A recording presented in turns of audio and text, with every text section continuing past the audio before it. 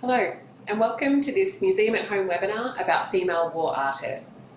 I'm Amanda Dennett, Head of Digital Experience at the Australian War Memorial. During the Second World War, the entire population of Australia was mobilised in support of the war effort.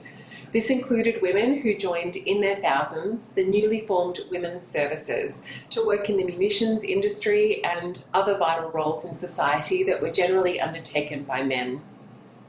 In this webinar, celebrating Women's History Month and the 80th anniversaries of the formation of the Women's Services, we'll take a closer look at how female war artists, particularly Nora Heisen, have captured Australia's military experience. Our presenter today is Alex Torrens, who's been a curator for more than 16 years. She joined the Memorial's Art section in 2009 and was recently promoted to Senior Curator of Art. Welcome, Alex. Welcome, thank you for having me. Delighted to be here, and thank you everyone for joining in. I think I'd like to start, if I may, by just acknowledging the original custodians of the land that we're streaming from today, the Ngunnawal people here in Canberra, and pay my respects to their elders past, present and emerging. Thank you, Alex. So today this is an interactive webinar. Please send us your questions by using the Q&A or chat windows at the bottom, or chat buttons at the bottom of your Zoom window, and we'll try to answer as many of those at the end of the session as we can. Alex, to start, I'd like to ask you to introduce us to Nora Heisen, who's the first female official war artist for Australia. Who was Nora? Nora was born in 1911 in Adelaide.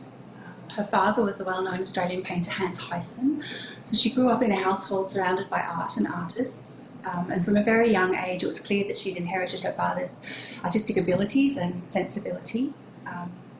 From a very young age she determined that she wanted to pursue a career in her own right as an artist, and had an interest that stayed with her for a whole career in depicting flowers and still life, not in a kind of a decorative 2D type way, but more of a realist, capturing all the light and space surrounding those bouquets and people. She left school at 15 really to concentrate on her studies, and then in her early 20s went to London to seek more training and to try and establish a little bit of independence in her own practice away from her father's influence. She was very lucky in that she was very supported in her choice of career. You know, her father was well placed within the art world to help facilitate and encourage her wherever possible. So in her 20s she travelled to London, as I said, and when she came back to Sydney in 1937, she was well on her way to establishing herself as a well-known portrait artist, and created quite a stir in 1938 by becoming the first woman to win the prestigious Archibald Prize for portraiture. There's a self-portrait in our collection of Nora, which she did in 1944, so a year into her commission. But I wanted to show it to everyone. She's depicted herself in her military uniform underneath her artist's smock, and I think it really says a lot about somebody who is confident in their own identity and career choice. Her gaze is very compelling, and she was certainly a strong and independent person. Nora's life has also been the subject of quite a lot of scholarship in recent years, and most recently she was the subject of a wonderful biography that looked at her whole life and her artwork by Anna Louise Willoughby, and I can't recommend that enough if people want to get more of a sense of her. Yeah. And so, we don't always associate artists and that creativity with a military uniform and service. So, the official war artist program is something that I find really interesting as a way of capturing the experience of war.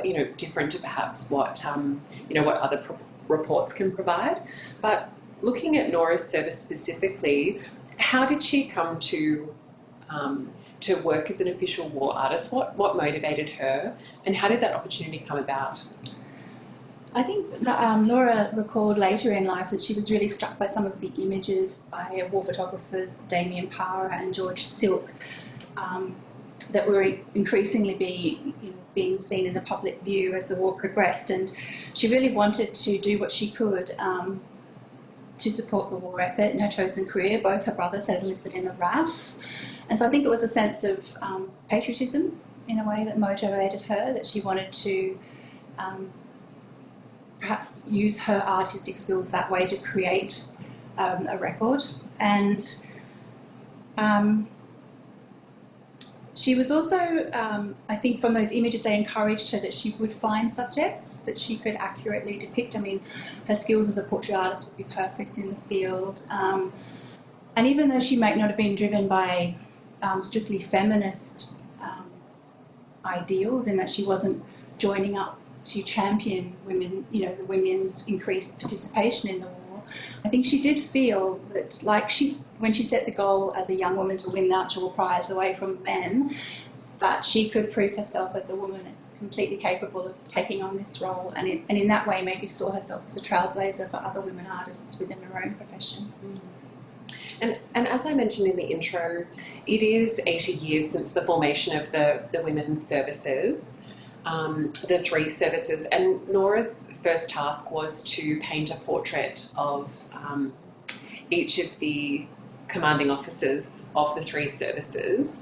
Can you tell us a bit about what that was like for Nora, and how did she approach that task? Because that's quite a daunting first task.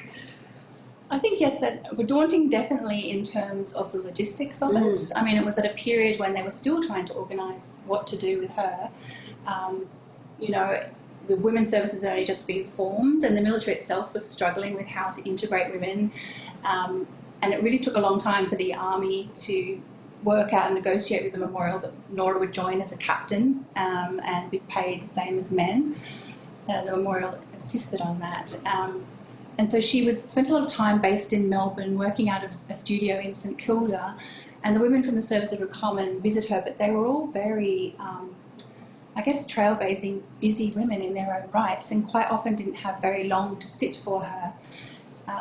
But she did an amazing job, and as the art historian Kathy Speck has said, you know, she actually, for the first time with these portraits, quite quietly and firmly places women in our military history as leaders.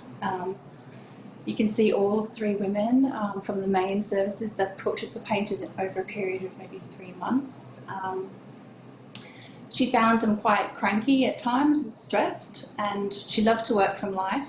Not so much to constantly be looking at her subject, but she also felt it was important to get a sense of the presence of her sitter.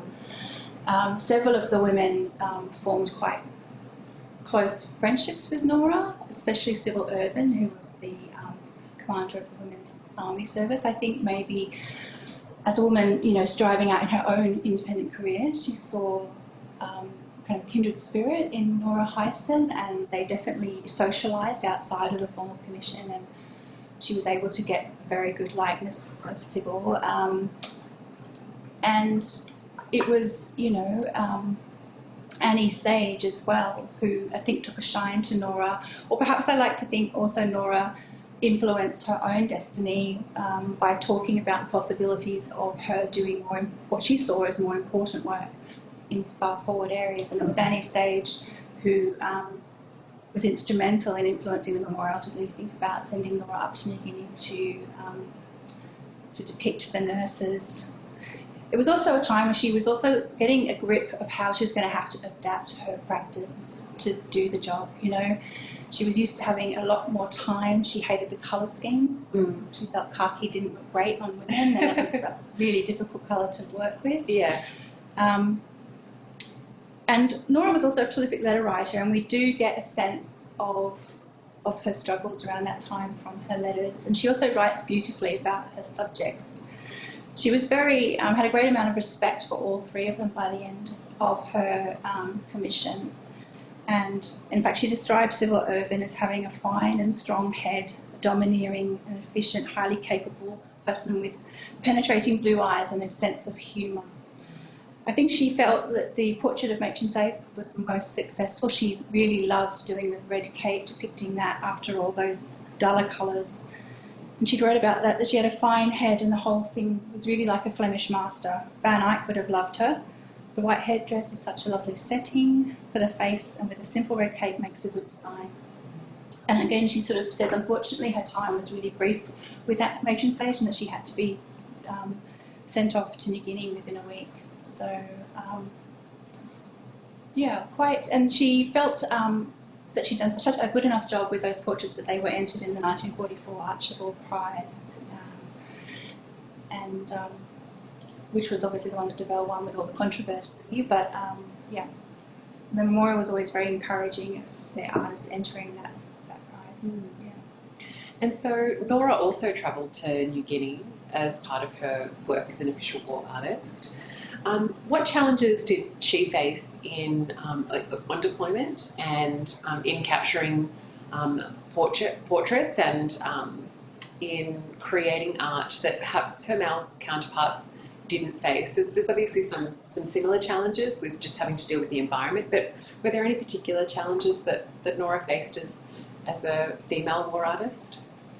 Yeah, definitely. I think she ended up spending almost 7 months in New Guinea, and when she arrived initially, I think it was very much kind of being a bit like a duck out of water, trying to navigate the military culture. That as a woman, she really didn't have very much experience of it all. She wasn't militarised, really, is the term the more I like to use. And many of her male counterparts, of course, had already been serving prior to enlisting. She was also facing a situation where she was joining Australian women who were working and operating in the most forward areas, and the military was struggling to deal with those women as well. And she very much wanted to be as close as she could to action, but was quite often that was thwarted by the lack of facilities that the military felt that there would be for a woman there. She had been appointed as a captain on equal pay, and I think that too was a little bit awkward with the first lot of women that she encountered, because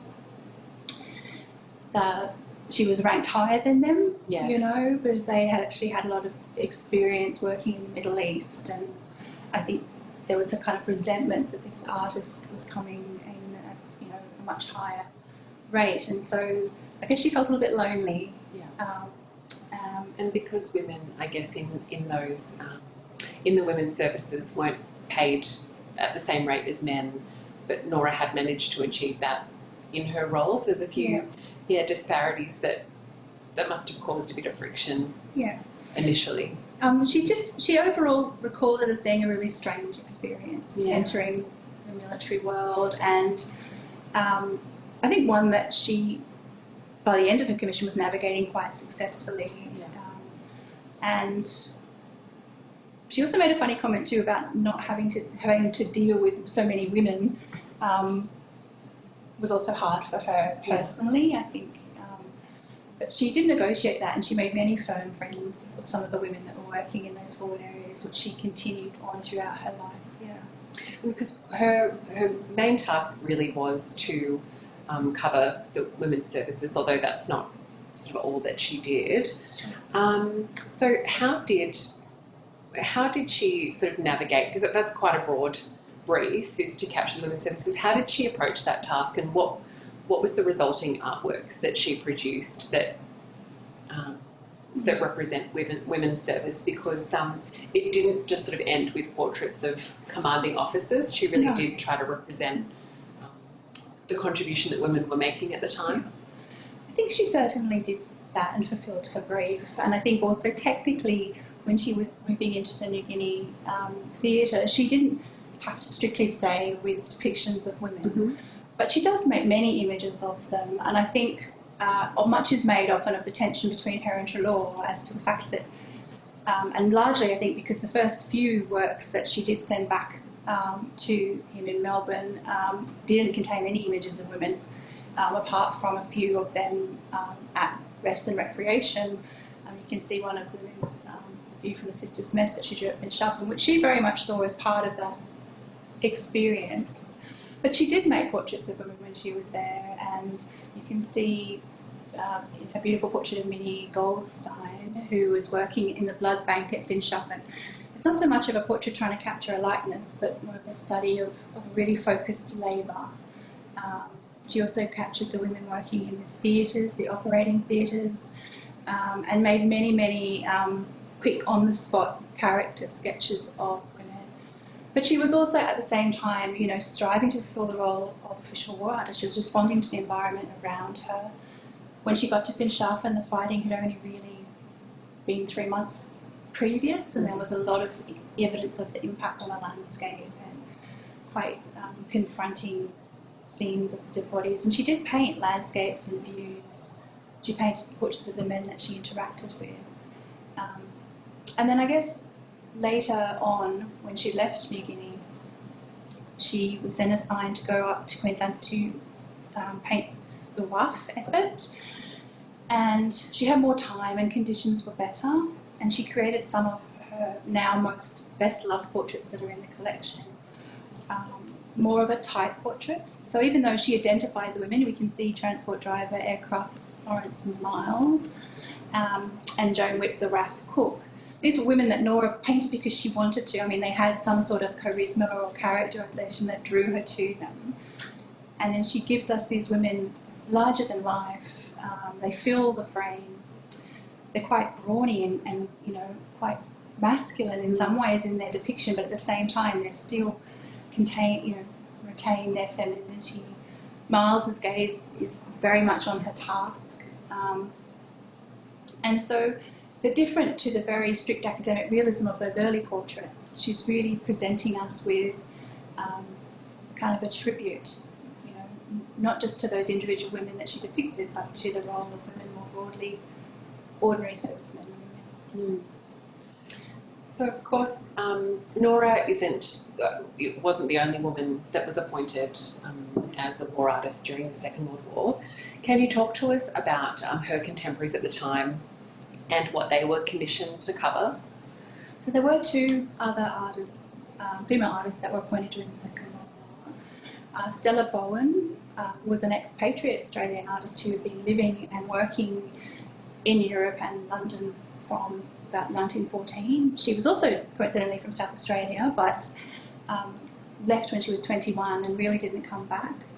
Towards the end of the First World War, she married Maddox Ford, a writer, and that kind of interrupted her own career, but she still had established a good reputation internationally as a portrait artist.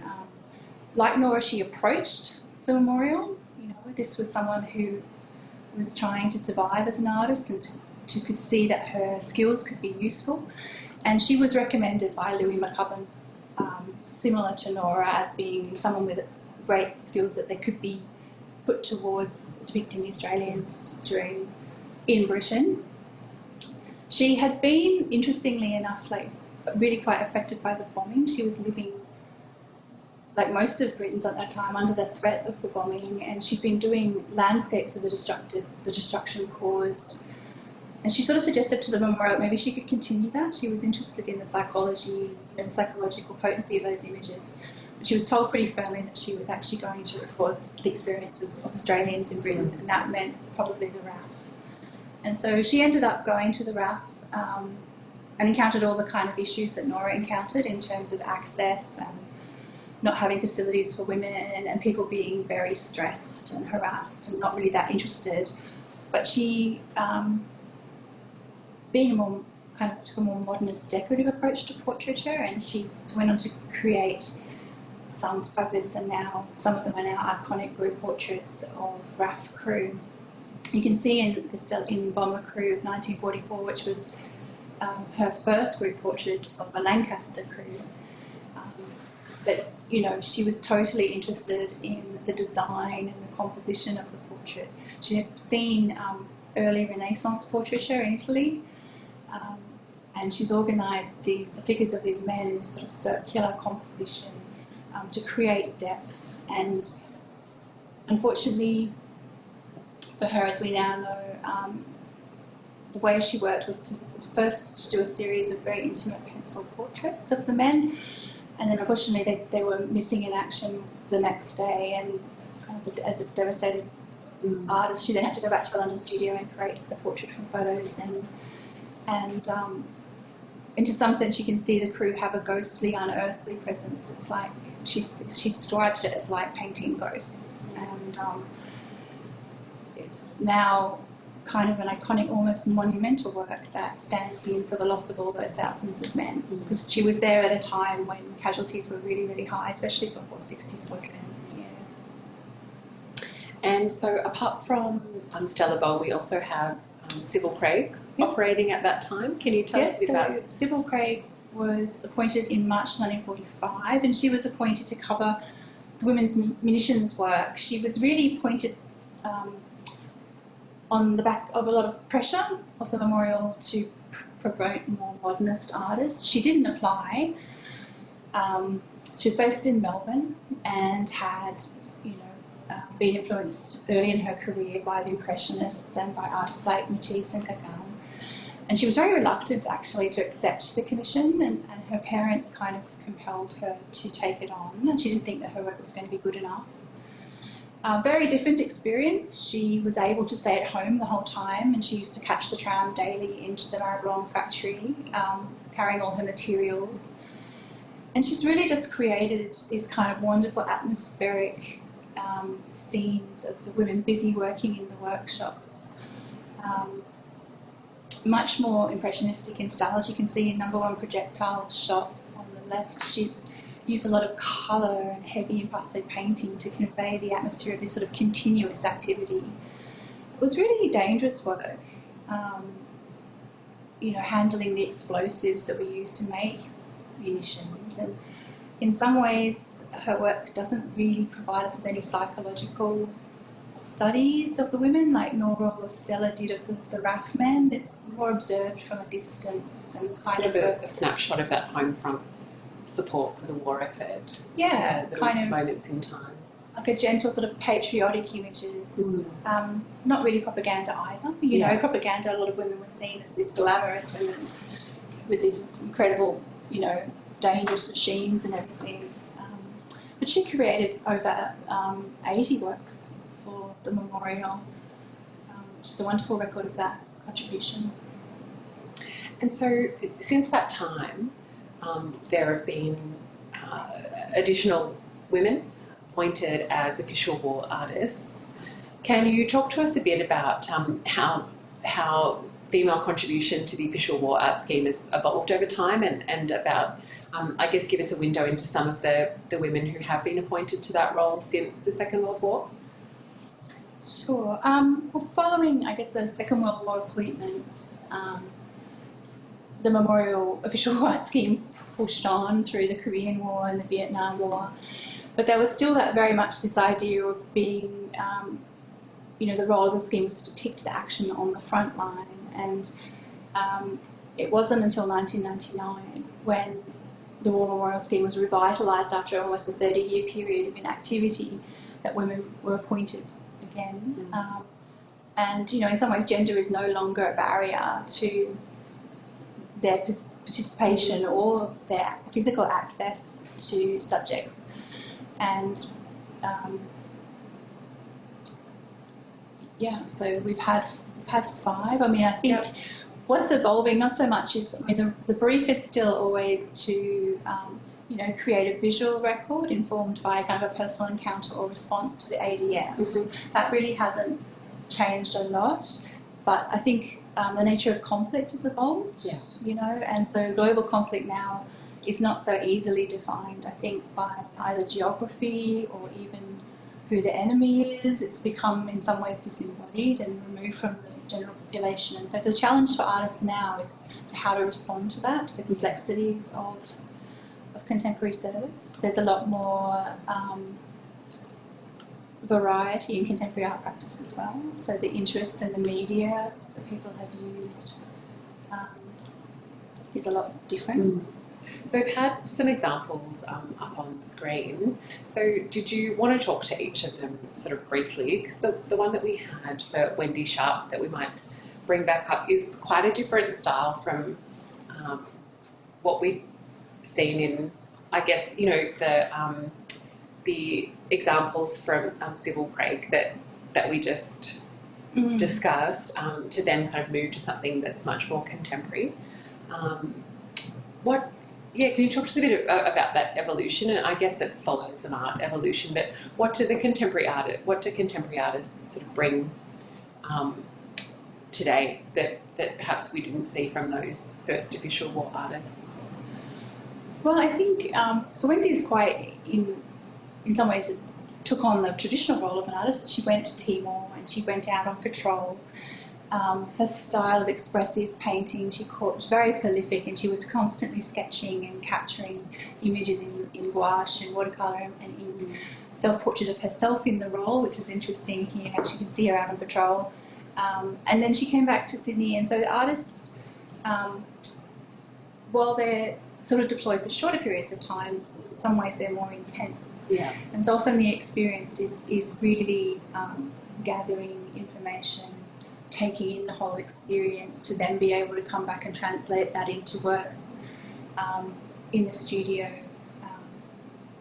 And for Wendy, she was really drawn to the impact of the conflict on the people of East Timor, which was a theme perhaps that while the Second World War artists did do wonderful portraits and paintings of the local population in New Guinea, that was something that was definitely not part of their brief.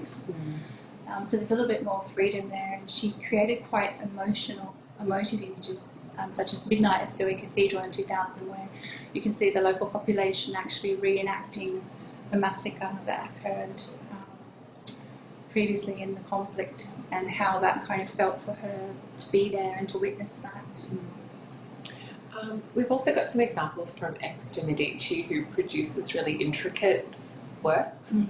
Can you talk to us a bit about her contribution? So from 2006, I think the memorial curators really tried to engage leading contemporary artists to turn their eye to looking at this conflict. For Ex, she's kind of working in this landscape tradition, but not really, and creating these exquisitely painted watercolour tableaus that really show her interest in sort of the geopolitical history of the area that she's been sent to. She incorporates, I guess, contemporary ADF personnel into these images, acknowledging their presence and learning a lot from her interaction with them. But she's also interested in the way we make history, and I think the impact of historical conflict in that region as well. So I think a lot of the women artists look to kind of provide a broader context in some ways for the ADF operations that people are working in. And so the final example that we've got there is Lindell Brown works, which are certainly different again. And I think that's what's quite exciting about the collection, is just how broad and diverse the works are that official war artists produce. Can you talk to us a bit about these works? So Lindell Brown travelled with her husband, Charles Green, in 2007 to Iraq and Afghanistan, and motivations also for contemporary artists really vary as to what they go there. Some are interested in honouring a family history, so that's their link, that's their connection. And also that challenge of being taken out of their comfort zone and also having to deal with being in a dangerous situation. And one of the things that Lindell talked about was that she was actually inspired by, the Nora Heisens and the Sybil Craigs, who weren't allowed into the forward area so much. She felt that she owed it to them to kind of get out there and make these images. And both artists were amazed by the incredible women that they encountered working in which, very dangerous and demanding roles. And you can see their portrait of Diane Cutler. Diane is a medical air evacuation nurse who was working on Black Hawk helicopters. It's kind of a mobile ambulance service into battle zones. And they've caught her at the end of a really long day, just as a way, I guess, of highlighting and honouring the great job that ADF personnel do in these areas, and just conveying in some ways, I suppose, how that very intense experience of working in those environments impacts on the individual men and women that are sent there. So just a reminder that if you've got a question to ask, you can send that through to us now using the chat button or the Q&A button at the bottom of your Zoom screen. We're very happy to answer some of those questions. So Since those examples that you provided there are a couple of current official war artists that have been engaged to cover more recent conflict. Can you talk to us a bit about some of those examples, and also, I guess, the themes of the artworks produced today that are reflecting service? Because even from the examples that you've just provided, things continue to evolve. Sure. And I think there is an increased interest in geopolitics in contemporary artists. I mean, the most recent contemporary artists that have been appointed were Susan Nori in 2016, and you can see just some stills from her video channel work, single channel video work that she made for the Australian War Memorial over a period of about 3 years. I mean, as practices evolve, the type of works that can be made have obviously changed, and Susan is a leading Australian artist who originally trained as a painter, and then in the 1990s became a lot more interested in working with incorporating documentary film and original video installations into works that really dealt with environmental and social political issues. She really saw herself as an issues-driven artist rather than an ideas-driven artist, and for her period she was sent to Camp Taji, which is outside of Baghdad. It's a training facility where Allied, Australian personnel helped to train Iraqi soldiers. And for her work she was really interested in looking at, exploring the failures of the Versailles Treaty, which had led to a lot of the conflict, ongoing conflict in the region where those men were based. And so she sort of juxtaposed film footage that she took in Versailles, in the Hall of Mirrors where the treaty was signed, with footage that she filmed herself at Camp Taj. And, again, there's all the same kind of constraints. It took a long time to, even though the access that contemporary women or male artists get is privileged, it's still fairly restrictive, and it's taken a couple of years to really get a lot of her footage approved for public release, and the work still hasn't been publicly displayed. It's part of an exhibition that will be opening later this year in Sydney, Art of Conflict, which looks at the Memorial's contemporary art collection in more detail. The main protagonist in her work, who she kind of links those two spheres, Versailles and Taj, is an Iraqi poet who's been living in Paris for 40 years, and he actually trained at Camp Taj, and so that was kind of the way of linking those two worlds. Another artist is Megan Cope. In 2016, she's most recent appointment and the first Aboriginal artist to be deployed overseas. Her practice is really informed and driven, I suppose, by her Gondomar culture and country and issues and histories that affect her country and her people. She's also known for using historical maps in her painting as a way of talking about the histories of place, particularly in relation to colonialism. So she went to join the RAF, in Iraq, and the work you can see on the right, she created when she got back a series of textile installations that incorporated historical maps, inspired by the flight path of an aircraft that she had the privilege to fly in, a KC-30 transporter, where they flew all the way up to the Syrian border and across and back down to around Egypt over a period of 10 hours. And she's kind of linking the very important work of the men in that aircraft and with the historical politics and environmental markers that they fly over every day in the course of their job.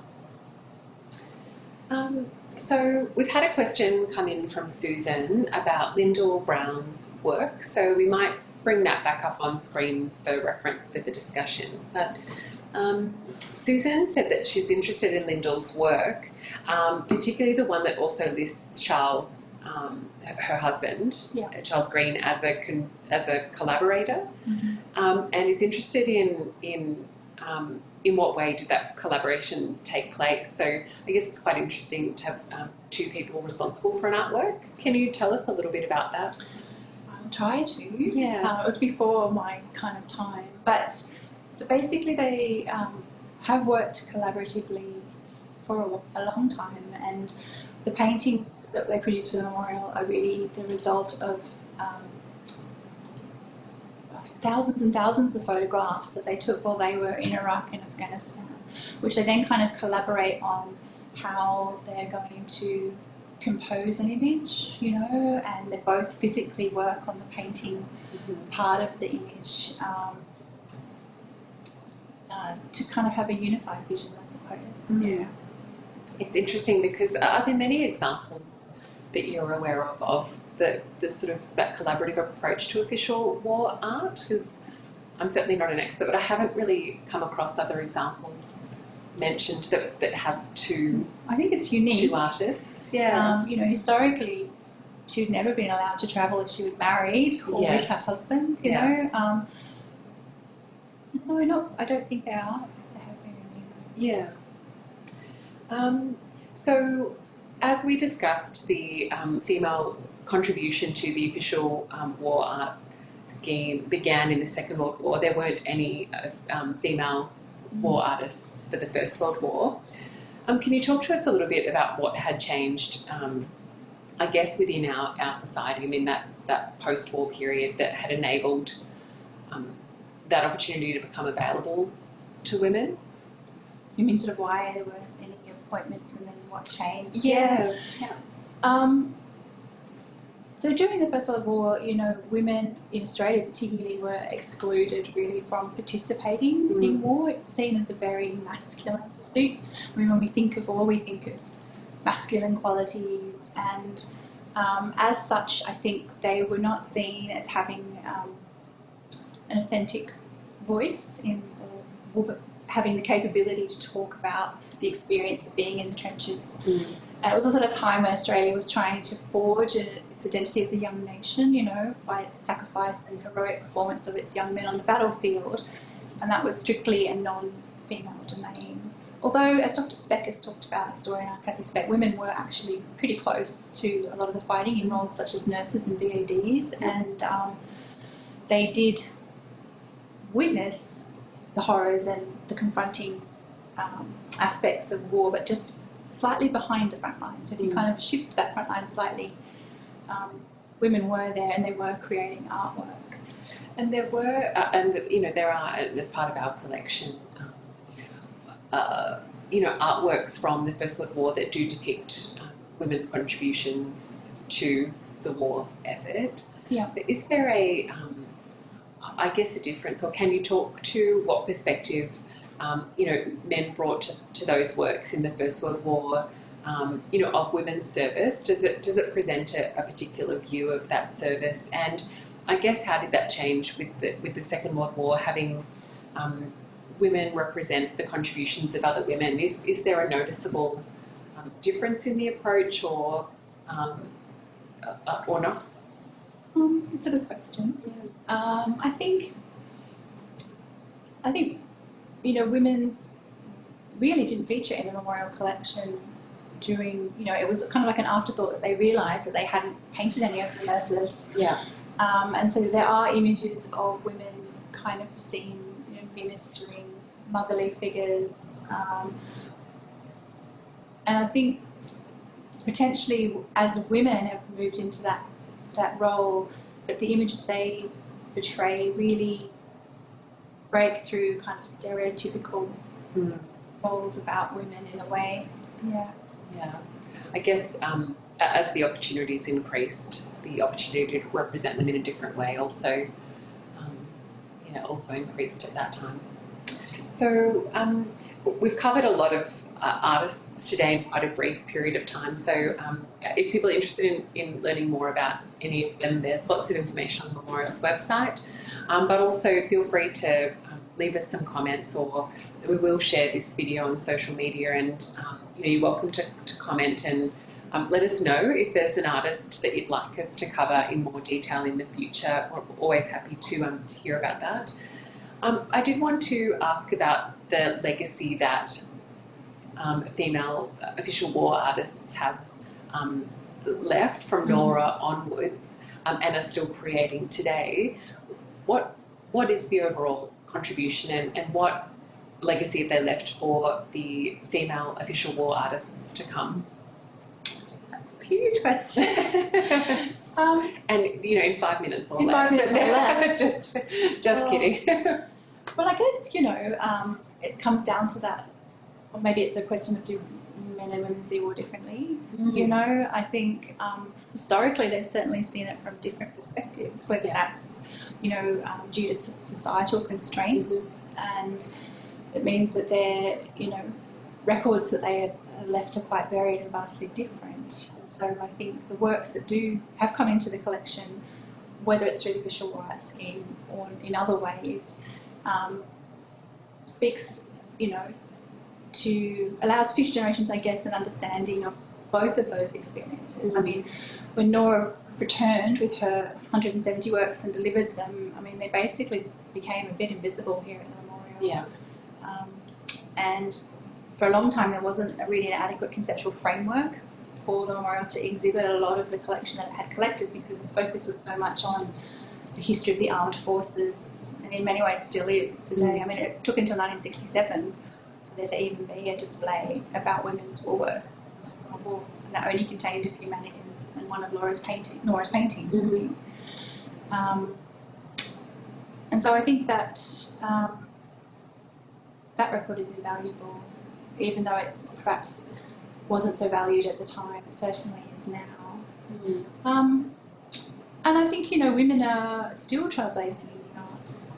You have incredibly complex and intelligent art practices, and when they turn their minds to maybe looking at some of the complexities around contemporary conflict and how we tell history, particularly our military histories, that they are contributing a lot to quite an ongoing and engaging conversation and debate about just encouraging us to look at conflict and things slightly differently. So we've had some nice comments from Lee, who has enjoyed the webinar, so thank you, Lee, and said that they've known about Nora and Stella from previous visits to the memorial, so Nora Heysen and Stella Bowen, and that Lee's appreciated learning about some of the others, and knows what their students will be studying next term, so that's really nice. We will share this video online if that's of use to you in your class, so that's lovely feedback, thank you.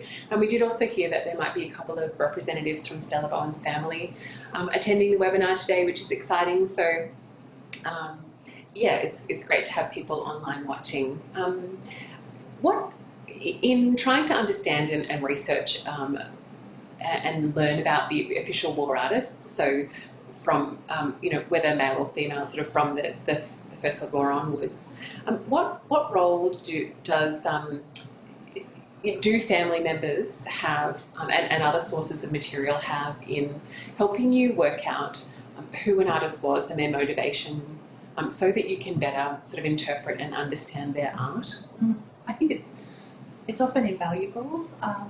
As I said, Nora was quite a prolific letter writer, and her archives ended up in the National Library of Australia, and they provided this wonderful commentary between her and her family, and that's not always available straight away. Some artists wrote about their own lives, like Stella Bowen wrote a fabulous autobiography just before the war, and she was the subject of a survey exhibition in, I think, 2011, with former head of art Lola Wilkins led that, and that relied a lot on her being able to talk to family, to find artworks, to talk to people that she knew, and I think it helps really build a sense of their experience, the motivation for joining, and you can find all sorts of information that's often not available for other artists without that. Ivor Hill hardly ever wrote anything about his processes, his practice. He rarely gave interviews about it, and didn't, we don't really have a lot of information about him personally. His work just speaks for itself. And so I think any extra information we can glean from family and relatives is invaluable.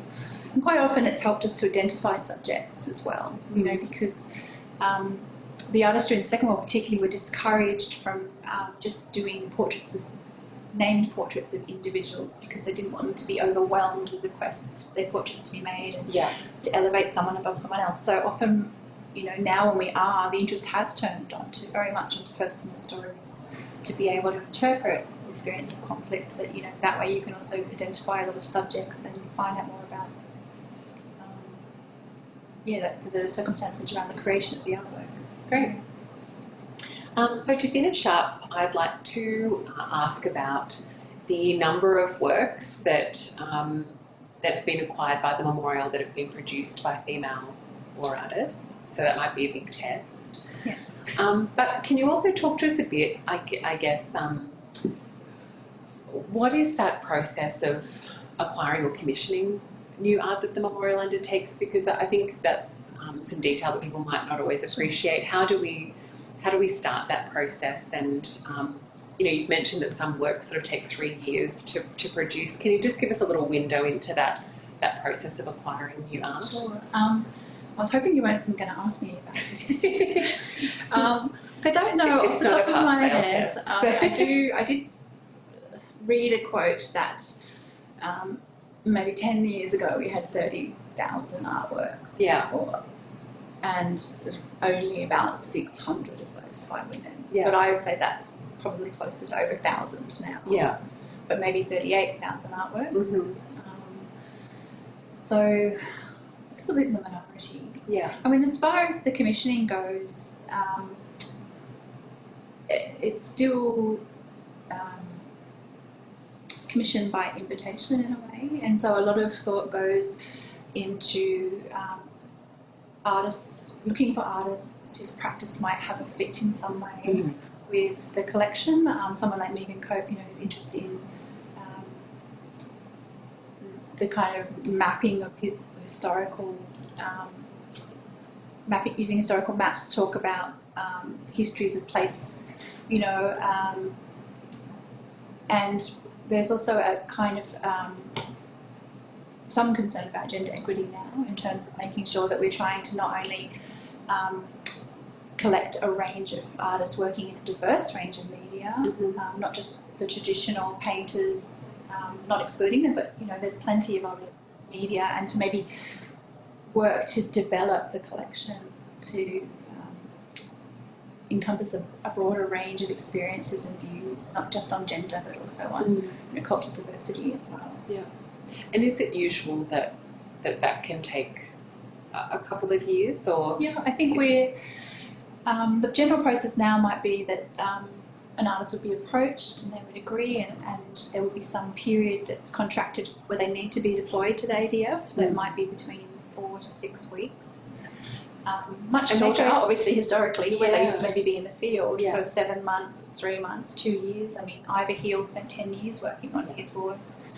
And they go through, sort of training to be deployed, and it's still fully immersive. Training. Yeah. There's no need to be commissioned into the army anymore, so there's no uniform or protocols, and there's certainly concerns around safety, so there's no expectations that you're going to be in any kind of combat situation. And then the artists, there's usually, depending on who the artist is, there's usually some idea of the type of work that you're going to be expecting, but often it can take quite a long time for that experience to be processed by the artist and then for the artwork to be created. And with Susan's work, which took so long, she also not only had to get permission from the ADF to use the footage that she filmed there, but also it took her 2 years to get permission to even film inside Versailles. So there's all sorts of different kind of different barriers today. Yeah. Well, thank you, Alex, for your time this morning. That brings our Museum at Home webinar on female war artists to a close. Thank you for your questions and comments. We hope that you've enjoyed the presentation. If you don't already follow us on social media, please search for the Australian War Memorial on Facebook, Twitter, Instagram and LinkedIn, and also on YouTube to see this video and more of our content. Thanks again for joining us, and goodbye for now.